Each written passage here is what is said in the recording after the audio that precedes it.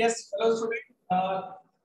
Chapter 5 Account Class 12 MP Board Chapter 5 का आज first day part 1 right. तो chapter 5 कौन सा है, चलिए स्क्रीन पे देखते हैं. Yes, retirement death of a partner. Chapter 5 account class 12 MP board right.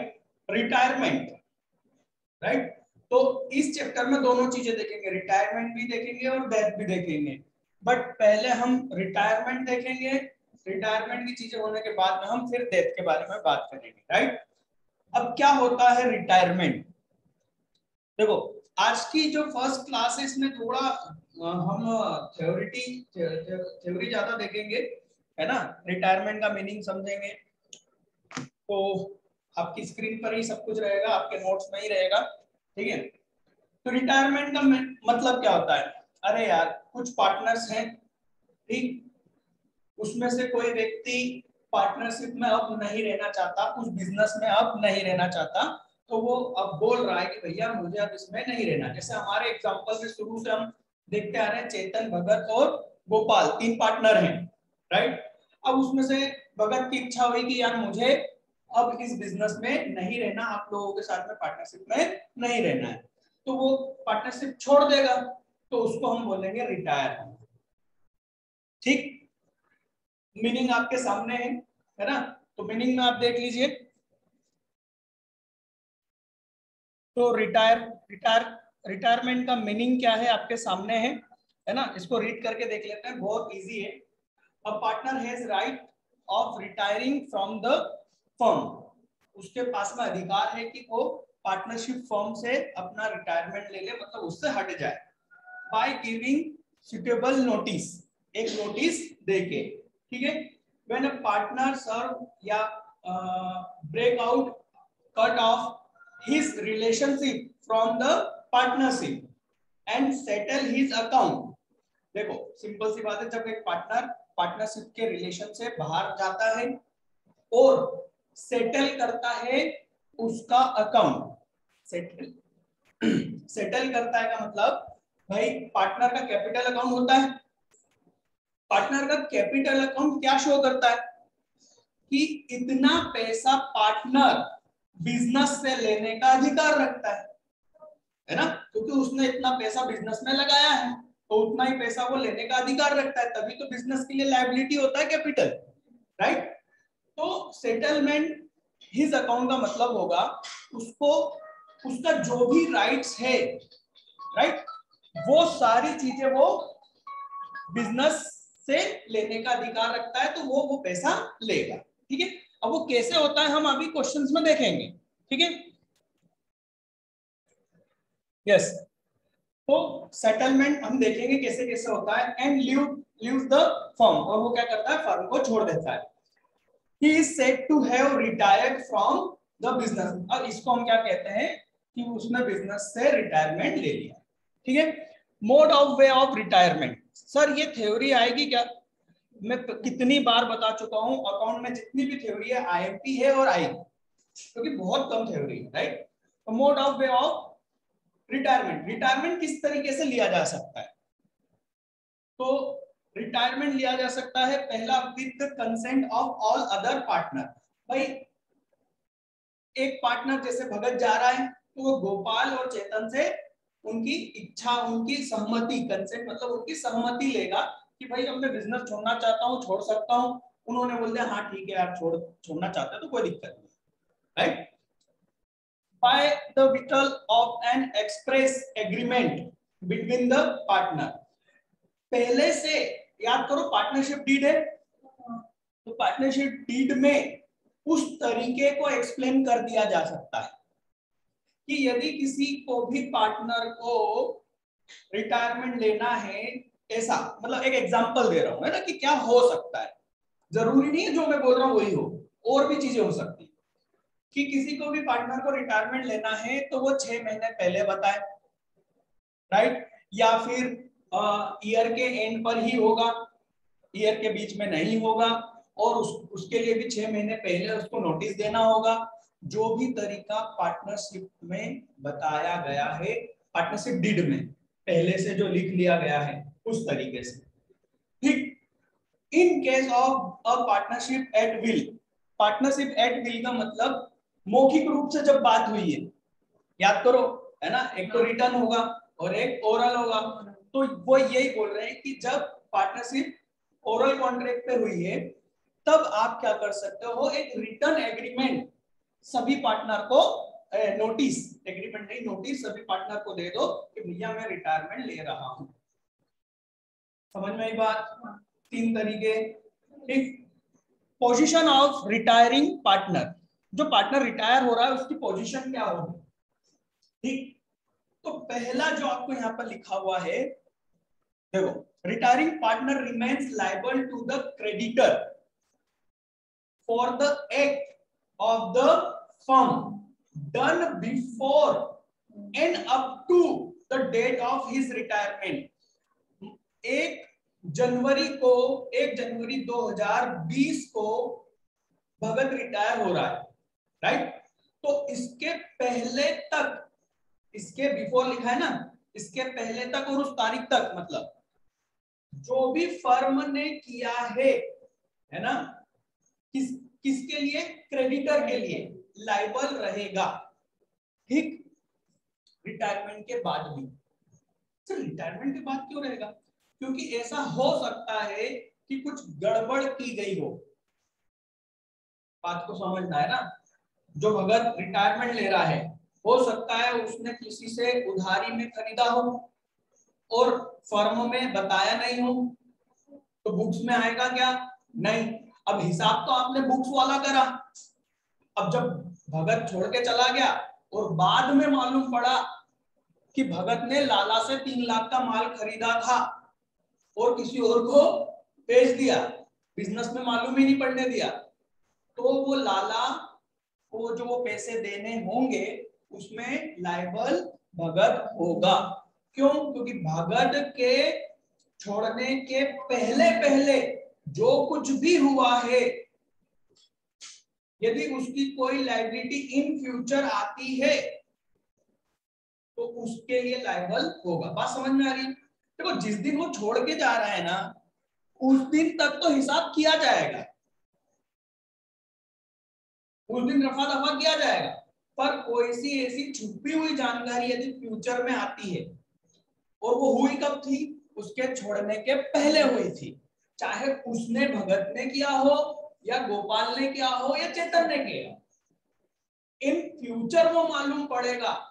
जब तक वो था तब तक का कोई सा भी एक का इन फ्यूचर यदि कोई लायबिलिटी आती है तो रिटायरिंग पार्टनर को वो लायबिलिटी पे करना पड़ेगी, तो जो भी रेशो में पे करना है उस रेशो में, है ना, पूरा नहीं, ठीक। ये पूरा, ये फर्स्ट पॉइंट में यही लिखा हुआ है। जो फर्स्ट पॉइंट मैंने पहला अभी रीड करा, उसमें आगे की जो लाइन में यही लिखा हुआ है कि वो जो ट्रांजैक्शन होंगे, ऑल ट्रांजैक्शन, उसका इंपैक्ट फ्यूचर पे भी आएगा। कब तक आएगा? जब तक कि वो कंप्लीट ना हो जाए, अनफिनिश्ड लिखा हुआ है, राइट।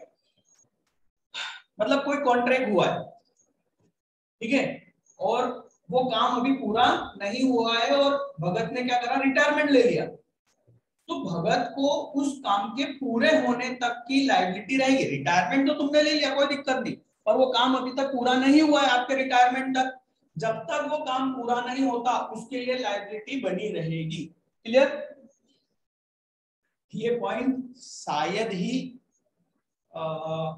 एमपी बोर्ड में मिले, एमपी बोर्ड के बुक में शायद, है ना। अच्छा पॉइंट है, ध्यान रखना। A retiring partner remains liable to third party for the act of the firm done after his retirement until a public notice of his retirement is given. आपने रिटायरमेंट ले लिया पर आपने एक जाहिर सूचना पब्लिक में नहीं दी, समझ रहे हो, नहीं दी, जब तक नहीं दी तब तक आप थर्ड पार्टी के लिए लायबल रहोगे। कैसे? 1 जनवरी को आपने रिटायरमेंट लिया, राइट, आपने बिजनेस से रिटायरमेंट ले लिया, आपको पब्लिक को बताना पड़ेगा।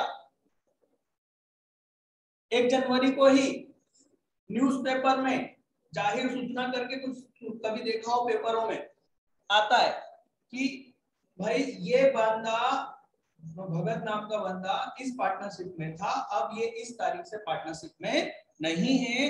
यदि किसी को इसके बारे में कुछ लेन देन है और कुछ डाउट है तो वो हमको इस तारीख तक सूचित करे। बात समझ में आ रही है? ये इंफॉर्मेशन जब तक नहीं दी जाएगी, क्या बाहर के लोगों को मालूम पड़ेगा कि भगत ने रिटायरमेंट लिया? इसलिए ये बात कही गई है कि रिटायरमेंट के बाद जब तक आप पब्लिक में एक नोटिस नहीं दोगे तब तक थर्ड पार्टी जाने वाले पार्टनर को क्लेम कर सकती है, उससे पैसा वसूल कर सकती है तब तक के लिए। क्लियर? जैसे कि 1 तारीख को रिटायरमेंट लिया, 15 तारीख तक उसने अनाउंसमेंट नहीं करा या ये इस तरीके से न्यूज में नहीं दिया, राइट? तो 15 तारीख तक जो भी किसी व्यक्ति ने बिजनेस के साथ में ट्रांजैक्शन करा है और उसमें कोई लायबिलिटी जनरेट होती है बिजनेस की, तो भगत को देना पड़ेगा। क्लियर? तो इतना डीप में तो कोई एमपी बोर्ड में भी नहीं जाते हैं, है ना? बट आपके नॉलेज के लिए मैंने आप लोगों को बताया है। ठीक है?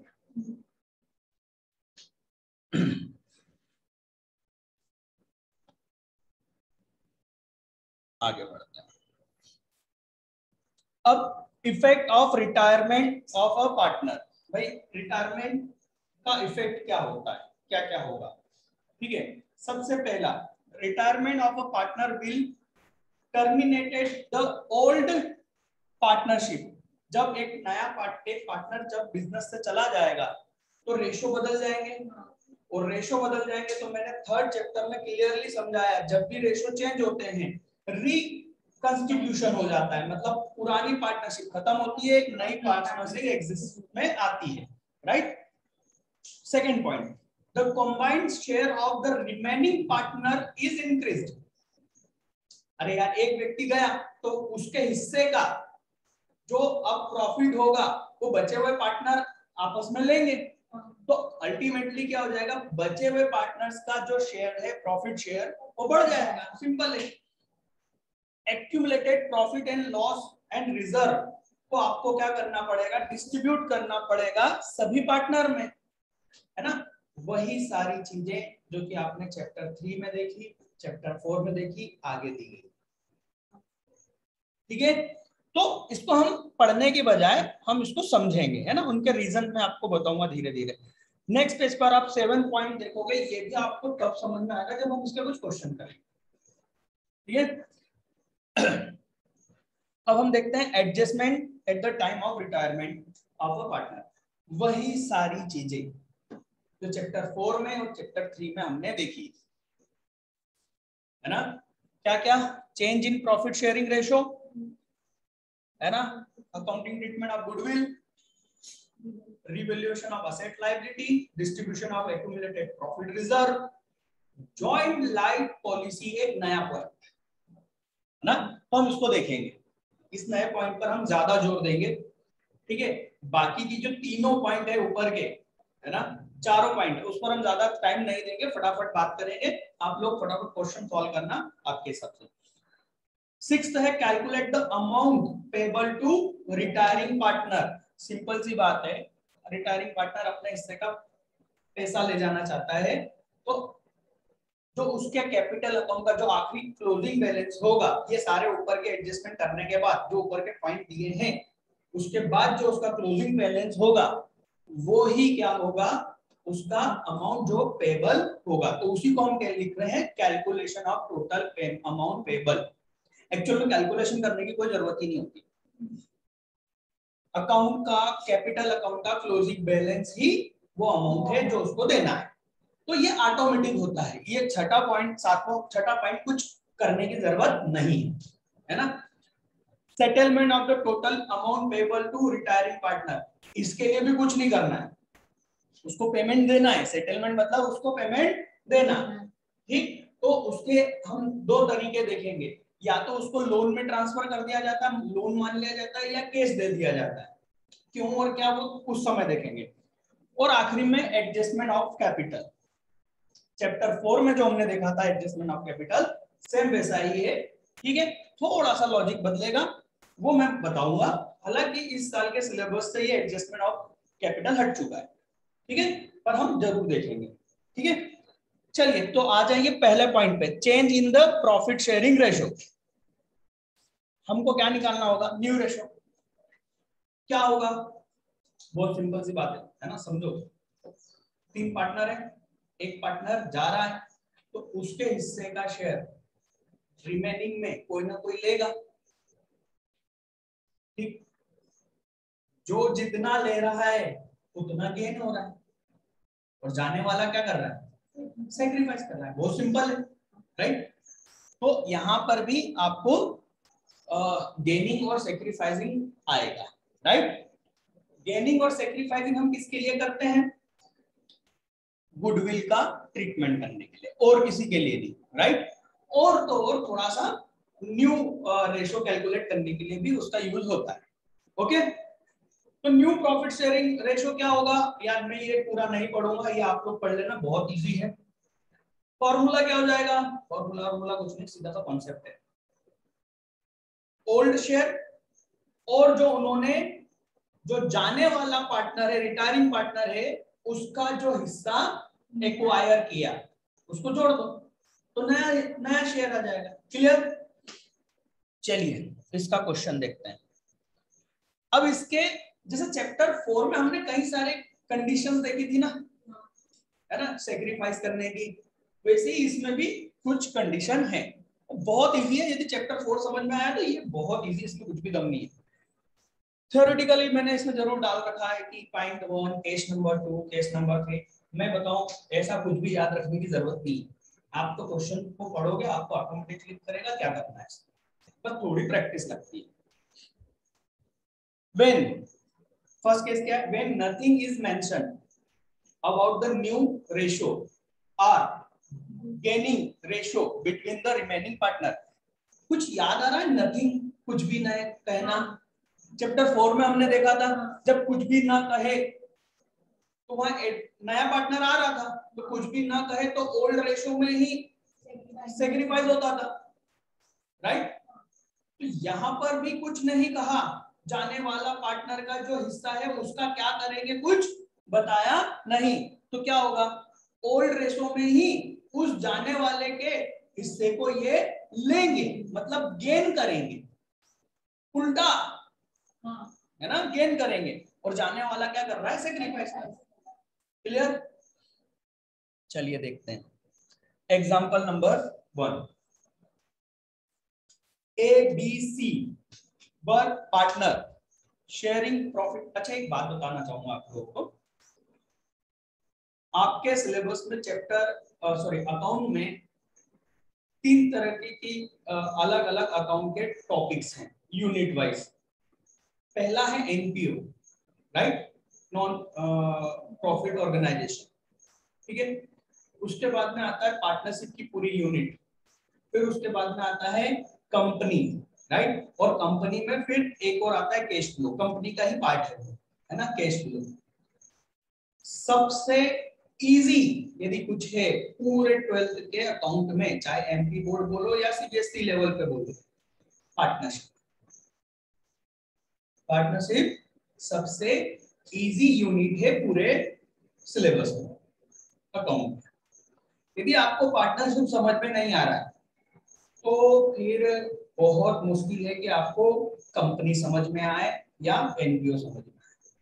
मैं आपको क्लियर बता दूं, ठीक है। तो ताकत लगाओ, समझो पार्टनरशिप को ही, क्योंकि ये पूरा इजी है, बहुत इजी है ये अकाउंट में सिलेबस के हिसाब से, ठीक है। चलो एग्जांपल नंबर 1, ABC वर पार्टनर शेयरिंग रेशो। इसका रेशो क्या बनेगा, इसको इक्वल करना पड़ेगा आप लोगों को, है ना। जैसे 1/2, 2/5, 1/10, तो सबको 10 में कन्वर्ट कर लो, है ना। हमेशा कन्वर्ट बड़े नंबर में किया जाता है, ठीक है। तो इंटू 5 कर देंगे, इंटू 2 कर देंगे, राइट। तो ये हो गया 5/10, और ये 4/10, और ये 1/10, तो रेशो हो गया ये 5:4:1, ठीक है। और जूम कर देता हूं, ये लो, ठीक है। अब इसमें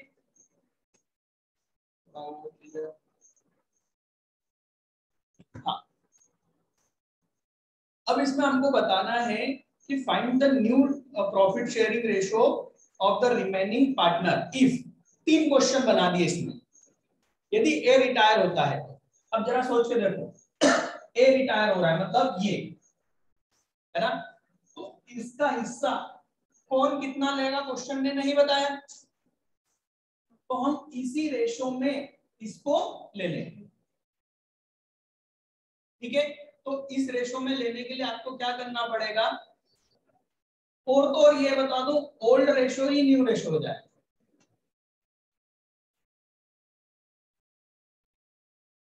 ओल्ड रेशो ही क्या हो जाएगा, न्यू रेशो। क्यों? क्योंकि कुछ कहा नहीं है, पहले भी 100 रुपए इस रेशो में बट रहे थे, अब 100 रुपए इस रेशो में बटेंगे 4:1 में, ठीक। और गेनिंग भी क्या होगा, 4:1 का ही गेनिंग होगा, इतना हिस्से का गेनिंग। तो जो भी गेनिंग का रेशो निकलेगा वो भी 4:1 निकलेगा, और न्यू रेशो भी 4:1 होगा, ठीक। आप अपने नोट्स में देख सकते हो कि नया रेशो क्या होगा, 4:1 होगा, ठीक। इसी तरह से यदि बी रिटायर हो रहा है तो बी जा रहा है तो 5:1 न्यू रेशो होगा, ठीक। और यदि सी जा रहा है तो 5:4 न्यू रेशो होगा। न्यू रेशो भी होगा और साथ साथ क्या होगा बेटा, गेनिंग रेशो भी वही होगा, जब कुछ भी ना बताया। और मैक्सिमम एमपी बोर्ड में इसी टाइप का क्वेश्चन बनता है, ठीक है। चलिए नेक्स्ट देखते हैं। P Q R partner, sir आप बोर्ड पे तो सॉल्व करवाते ही नहीं। अरे अब उसमें देख के बताना है, उसको सॉल्व क्या करूं मैं, ठीक है ना। P Q R partner profit sharing, ठीक है। जेड रिटायर हो रहा है, calculate the new profit sharing ratio. तो पहले आपको इसको कन्वर्ट करना पड़ेगा, है ना। चलो कन्वर्ट कर लेते हैं। 1/4, 2/5, 7/20। तो भैया 20 में इसको कन्वर्ट करो, ठीक है। 20 में कन्वर्ट करोगे तो इसमें 5 का, इसमें 4 का, 5/20, 8/20 और 7/20। तो ये रेशियो हो गया, राइट। अब कौन, जेड रिटायर हो रहा है तो नया रेशियो 5:8। क्लियर? कैसे आएगा वो थोड़ा सा वहां पर दिखा रखा है, ठीक है। चलिए next. When only one partner acquires entire share of retiring partner, कोई एक पार्टनर पूरा हिस्सा जाने वाले का ले लेता है, तो क्या करेंगे, ओल्ड जो उसका हिस्सा था खुद का प्लस जो गया वो ऐड कर दो, और बचे हुए पार्टनर का एज इट इज रहेगा, ठीक है। चलो एग्जांपल नंबर 3। ए बी, मतलब देखो ना, मैं आपको इस चीज को शायद आपको फील होता है या नहीं होता है मुझे नहीं समझ में आ रहा, पर मेरा मकसद ऐसा होता है, मैंने ज्यादा ताकत आपको लगाई चैप्टर 4 में, और मैंने मैथ को समझाने के बजाय कॉन्सेप्ट पे ज्यादा जोर दिया कि देखो हो क्या रहा है, मतलब थिंकिंग को डेवलप करने की कोशिश थी मेरी, और उसका फायदा ये मिल रहा है मेरे को भी और आपको भी। क्वेश्चन नहीं करते, समझ में आ रही बात, हम उस चीज को समझते हैं, और आपको इजीली वो चीजें मेरे ख्याल से समझ में आ रही है, इजीली आ रही है ना। अपन ऐसा थोड़ी ना कर रहे हैं कि क्वेश्चन उठा रहे हैं और उसको माथा फोड़ी कर रहे हैं, क्योंकि मेरा एक एक्सपीरियंस ये रहा था कि क्या होता है ना कि बच्चे ना मेरे पास में नवंबर में भी आते थे, नवंबर में एडमिशन, तो पता चला वो बोलते थे सर पार्टनरशिप तो हो गया, करते भी आता है, पर जब क्वेश्चन करते हैं ना तो समझ में नहीं आता कि इसमें करना क्या है, मतलब फिर क्या करते आता है, बोले थोड़ा सा देखना पड़ता है कॉपी में कि अच्छा इसमें ये करना है तो फिर हम वो कर लेते हैं। मतलब उनको स्टार्टिंग नहीं मिलती है, समझ में आ रही बात, कि करना क्या है, कहां पर है वो, उनको यही नहीं समझ में आता। तो मैंने अपने जो टीचिंग वे है उसमें ज्यादा जोर यही दिया है बार बार कि हम कहाँ हैं ये देखो, हम कर क्या रहे हैं ये देखो, क्योंकि मैथ्स फटाफट कर लेता है बच्चा, जोड़ा माइनस करा आंसर आ गया। क्या आंसर आया 7/2, मतलब क्या है, क्या निकाला, कहाँ यूज होगा, नहीं मालूम। समझ में आ रही बात?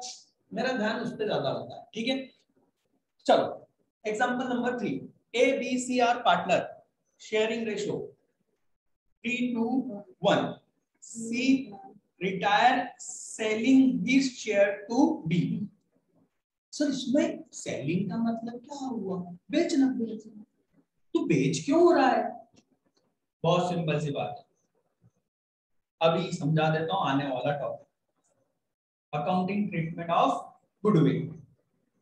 गुडविल भाई जो नुकसान इसको होगा जाने वाले पार्टनर को, क्योंकि उसने इस बिजनेस में रहकर इस बिजनेस की गुडविल बनाई, तो उसकी गुडविल का हिस्सा उसके रेशो में होगा, है ना, फ्यूचर प्रॉफिट, हायर प्रॉफिट। तो वो जब इस बिजनेस में रहा, मतलब ये ट्रीटमेंट ऑफ गुडविल में समझा रहा हूं, है ना, तो जब तक वो इस बिजनेस में रहा तो बिजनेस की गुडविल बढ़ी, तो अब वो छोड़ के चला जाएगा तो क्या उसको प्रॉफिट मिलेगा फ्यूचर में? नहीं, तो उसको तो लॉस हो रहा है उसकी मेहनत का, तो वो उसकी मेहनत का जो लॉस हो रहा है वो किससे लेगा? उस व्यक्ति से लेगा जिसको फायदा होगा उसके जाने से। इसलिए हम क्या निकाल रहे थे, गेनिंग रेशियो। तो पहले वाले जो सिचुएशन अभी हमने देखी, तो गेनिंग रेशियो क्या हो रहा था, ओल्ड रेशियो ही, गुडविल का वो हिस्सा ओल्ड पार्टनर ओल्ड रेशो में, मतलब कि गेनिंग रेशो में देंगे, क्योंकि उस रेशो में उनको गेन होगा। अब ये एग्जांपल नंबर 3 है, यहां पर स्पष्ट रूप से बात हो गई कि सी बोल रहा है कि भाई मैं जा रहा हूं, मेरा हिस्सा कौन लेगा? तो बी ने बोला मैं लूंगा। मतलब कि सी की जो गुडविल है, सी के हिस्से की जो गुडविल है, उसका पेमेंट कौन करेगा? बी करेगा। समझ में आ रही ना? बी करेगा, क्योंकि सी का जो प्रॉफिट शेयरिंग हिस्सा है वो कौन रख रहा है? बी रख रहा है। ठीक, तो बी का शेयर क्या हो जाएगा, न्यू शेयर क्या हो जाएगा? बी का देखो इसमें ओल्ड शेयर ऑफ ए 3/6, ठीक, तो उसका ऐसा का ऐसा रहेगा, नो चेंजेस। फिर उसके बाद बात कही old share of B 2/6, new share कितना हो गया जो सी का हिस्सा है, सी का कितना है 1/6, टोटल हो गया 3/6, न्यू रेशो हो गया 3:3, मतलब 1:1। और गुडविल का पेमेंट कौन करेगा? बी करेगा। किसको करेगा? सी को। क्लियर? हम ट्रीटमेंट, गुडविल का ट्रीटमेंट भी देखते जा रहे हैं साथ में, ठीक है? समझ में आ रहा है ना गुडविल का मतलब क्या होगा? आज तारीख तक जाने वाले पार्टनर ने बिजनेस में मेहनत करी, बिजनेस में रिस्क ली, इस वजह से गुडविल एक जनरेट हुई उस बिजनेस की, जो फ्यूचर में प्रॉफिट होगा वही गुडविल है। तो वो क्योंकि आप वो इस बिजनेस में नहीं है, इसलिए उसको फ्यूचर में वो प्रॉफिट नहीं मिलेगा, तो वो फ्यूचर का प्रॉफिट आज ही ले लेगा। किससे? उस व्यक्ति से जिसको फायदा हो रहा है इसके जाने से। बहुत सिंपल, क्लियर है? मैं ही सिंपल बोलता हूँ कि आप लोगों को भी लगता है? हाँ, बोले नहीं तो सर तुम तो घूस अपने आप में बोल के सिंपल कर देते हो। चलिए थर्ड केस। सर क्या आज ही चैप्टर हो जाएगा? नहीं रे, आज नहीं होगा ना। नया पॉइंट क्या था? जॉइंट लाइफ पॉलिसी वाला। वहां पर अपन आराम से टाइम देंगे, सर बोर्ड पे समझाऊंगा। हाँ मैं बोर्ड पे समझाऊंगा, ठीक है? When the remaining partner acquired, sir नहीं समझाओगे आप बोर्ड पर? समझाऊंगा। अरे बेटा तब तक तो वर्ड कभी काय को सोच रहे हैं। When remaining partner acquire or purchase, acquire और purchase एक ही बात है। देखो सेल कर रहा है तो दूसरा परचेस कर रहा है ना। Of retiring partner in a specific ratio, जाने वाले पार्टनर का हिस्सा रुके हुए पार्टनर ने बोला कि इसके हिस्से को हम 2:1 में लेंगे। समझ में आ रही बात? चलो इसको थोड़ा सा मैं बोर्ड पे बता देता हूँ ना, नहीं तो पता चला कि पूरी क्लास उस पे ही हो गई। ठीक है, देख लेते हैं, देख।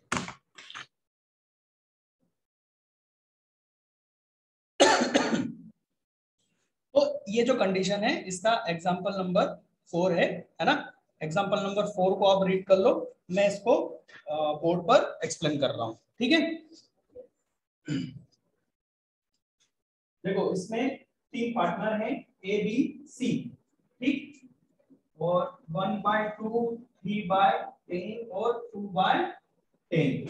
ठीक, तो इसको तो पहले कन्वर्ट कर दो, 5 से कर देंगे तो 5/10, 3/10 और 2/10। ये रेशो हो गया। इसमें कहा कि बी रिटायर हो रहा है, बीच वाला जो है वो क्या हो रहा है, रिटायर हो रहा है, और वो और उसका जो हिस्सा है ए और सी 2:1 में लेंगे।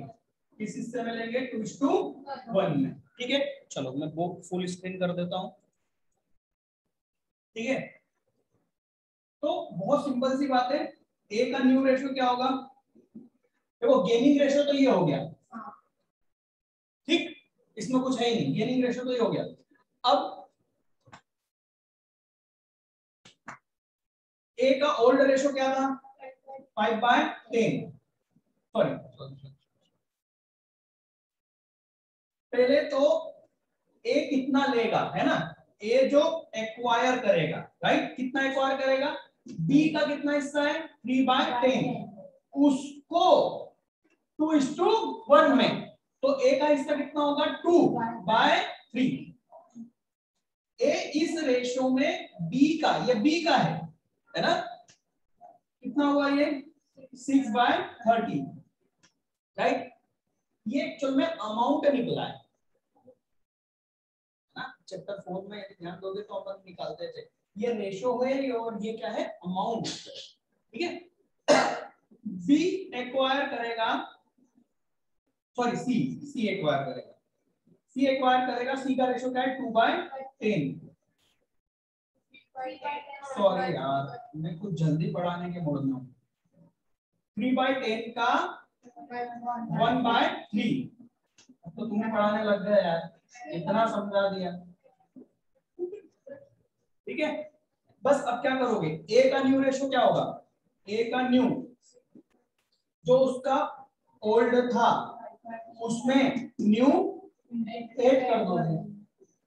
ठीक है, इसी तरह से सी का न्यू क्या होगा? जो उसका ओल्ड था उसमें जितना सी का बी का हिस्सा लिया, बस। अब इसको तो कर सकते हो ना यार, क्यों वो भी करके बताओ, है ना, हो जाएगा। सर आप तो आधा अधूरा हमेशा बताते हो, सब मैं ही करूंगा तो आप क्या करोगे? अल्टीमेटली एग्जाम में आपको ही करना है। ठीक है ना, तो ये क्या हो रहा है, यहाँ पर आ रहा है आंसर 7:3, है ना, 7:3 उसको बोल सकते हैं। ठीक है, चलिए एग्जाम्पल नंबर 5 देखिए जरा, एग्जाम्पल नंबर 5 क्या बोल रहा है?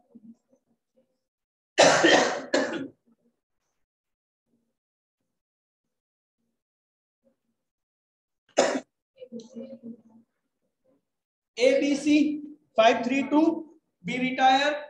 अरे ये तो सेम क्वेश्चन हो गया, पर उसका शायद एक्सप्लेनेशन अलग दिया होगा, सॉल्व करने का तरीका अलग अलग है। ऊपर थोड़ा सा अलग उसको सॉल्व करके बताया है, नीचे थोड़ा सा टेक्निक अलग कर दी है ना। ठीक है, ये क्या हो गया बेटा? ये हमारे न्यू रेशो कैलकुलेट करने का तरीका, इस तरीके से 3-4 जो भी कंडीशन बन रही इतनी तरीके से क्वेश्चन में आ सकता है। ठीक है, अब गेनिंग रेशो, फिर से गेनिंग रेशो, तो इसमें क्या हो जाएगा? इसमें गेनिंग रेशो बस इतना बनेगा कि और एक पार्टनर गया, तो नया रेशो ये रहेगा, ए बी सी 3 पार्टनर है, सी गया, तो ए और बी का नया रेशो ये रहेगा। ओल्ड रेशो था, नया रेशो है, ठीक। न्यू माइनस ओल्ड, तो आपको क्या मालूम पड़ जाएगा, गेन। या आप सीधे सीधे ओल्ड माइनस न्यू भी करोगे, तो ओल्ड माइनस न्यू करोगे तो माइनस में जो आएगा वो क्या हो जाएगा, गेन हो जाएगा। बस ये इतना ही है यहाँ पर, ठीक है। बाकी तो जैसे अभी अपन ने एक क्वेश्चन करा, उसमें स्पष्ट तौर से बोल रखा था 2:1 में लेंगे, वो गेनिंग रेशो हो गया, ठीक है। पहली condition, when new profit sharing ratio are given, जब दिया। अब देखो यहाँ पर गेनिंग रेशो क्या बोला है, न्यू माइनस ओल्ड, राइट। अब इसको थोड़ा सा समझना, रिटायरमेंट हो रहा है ना, तो यहाँ गेन होगा, राइट। तो आप यहाँ गेनिंग रेशो लगा सकते, समझ में आ रही बात। इस चैप्टर में रिटायरमेंट, एक एडमिशन वाले में हम कौन सा लगाएंगे, सेक्रीफाइस। क्यों, क्योंकि एक नया आ रहा है तो सेक्रीफाइस, ठीक है। पर एक्चुअल में ना, एक रिटायरमेंट में एक ऐसा क्वेश्चन सीबीएसई लेवल में एक ही क्वेश्चन दिया है, सीए में तो आता ही है। एक रिटायरमेंट लेता है और एक एडमिशन लेता है, तब भारी कंफ्यूजन हो जाता है कि अब यहाँ कौन सा फॉर्मूला लगेगा, राइट। तो उस कंडीशन में मैंने जो मेरी टेक्निक बताई थी ना, वो बहुत इजी हो जाती है। उसमें नया रेशो भी आ जाता है, उसमें सैक्रिफाइस कौन कर रहा है, कौन गेन कर रहा है, बहुत इजी हो जाता है। पर उसमें यूज वही करना होता है, ओल्ड माइनस न्यू, ठीक है।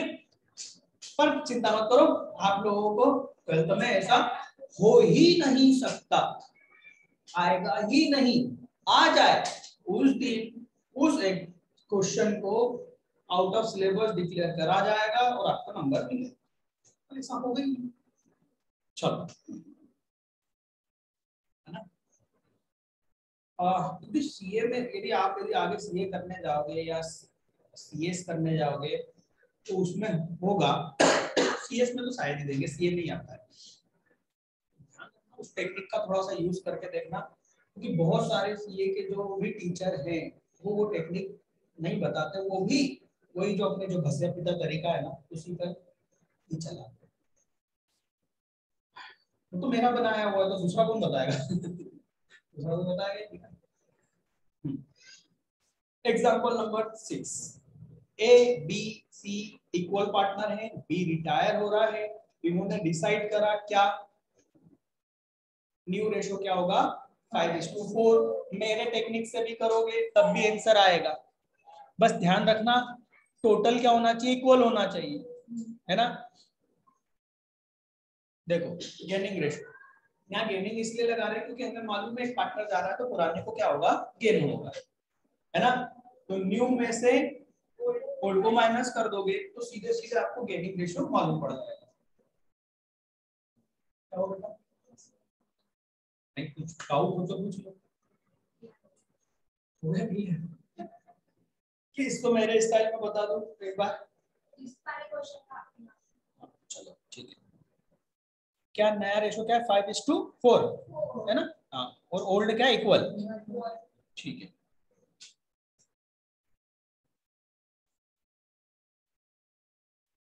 तो मुझे बार बार इसको जूम आउट करना पड़ता है।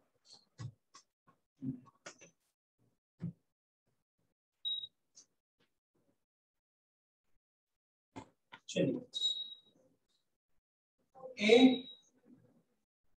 बी और सी, ओल्ड रेशो क्या है 1:1:1, ठीक। टोटल कितना हुआ 3, और इसमें रिटायर कौन हो रहा है बेटा, सी हो रहा है 5:4, नया रेशो, राइट। टोटल कितना है 9, क्या करो क्रॉस मल्टीप्लिकेशन कर लो, राइट। तो इसमें 9 का और इसमें 3 का,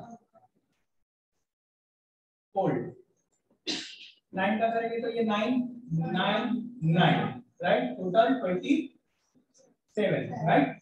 और न्यू में यहाँ पर इसमें 3 का करेंगे तो 15 होगा ना, हाँ, और ये 12, 27, राइट। माइनस करोगे, ठीक, तो ये 0 है ना, तो 0 होगा। माइनस में कितना आ रहा है, 6, और माइनस में कितना आ रहा है, 3, राइट। इसका मतलब गेन, इसका मतलब गेन, और इसका सैक्रिफाइस, दोनों का टोटल ये आ रहा है, मतलब ये सही। तो गेनिंग रेशियो क्या हो गया, 6:3 या 2:1, ठीक। जरा आंसर चेक कर लो, नहीं है,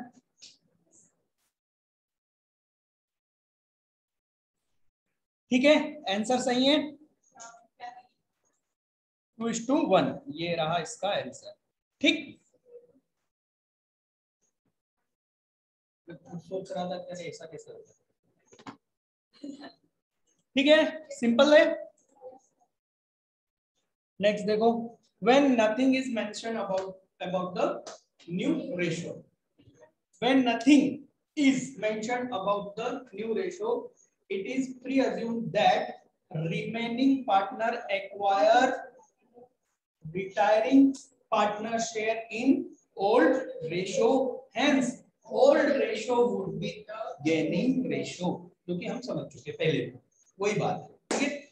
when gain, third case, when gain earned by the partner is given,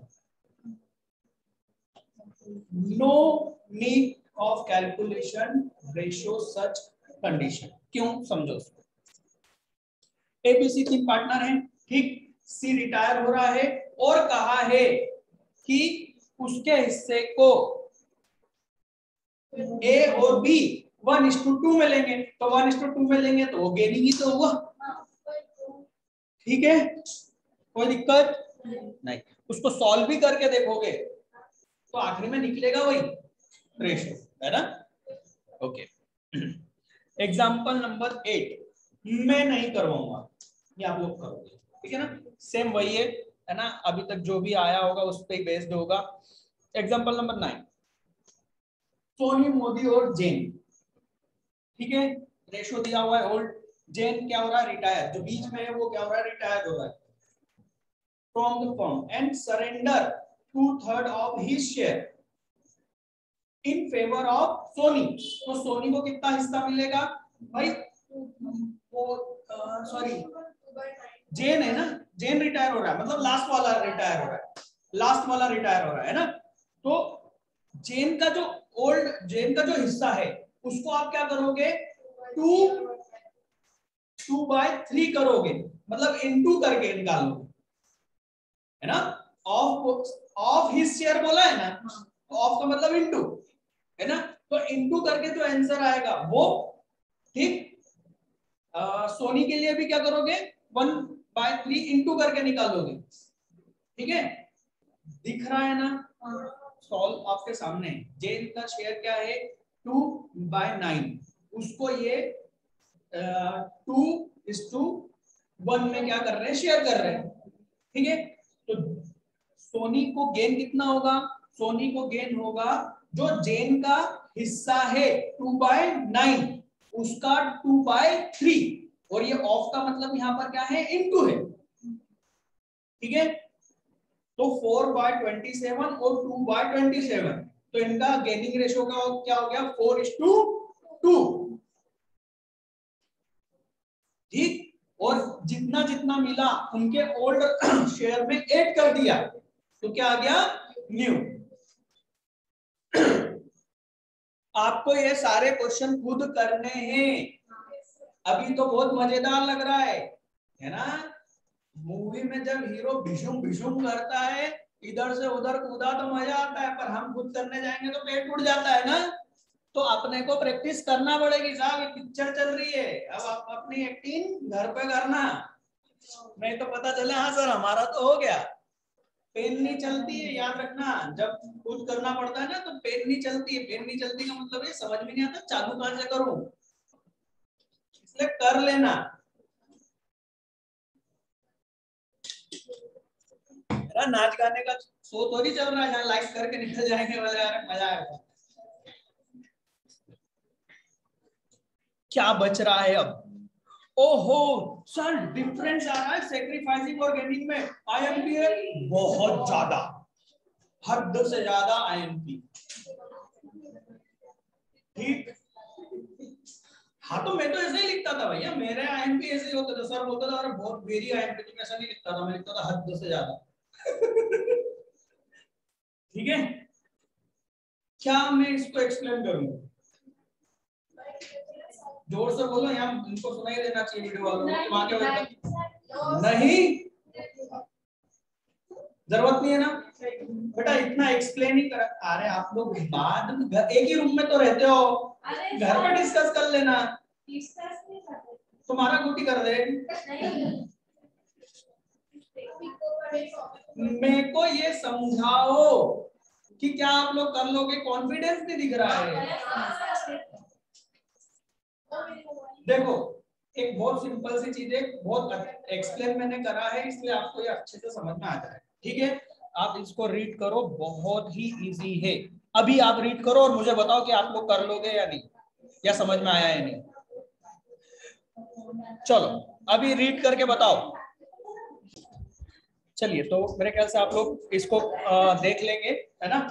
अब हमारा जो नेक्स्ट टॉपिक है वो है अकाउंटिंग ट्रीटमेंट ऑफ गुडविल, जो कि हम नेक्स्ट क्लास में देखेंगे। आज के लिए इतना ही। 1 घंटे की क्लास हो गई है मेरे ख्याल से।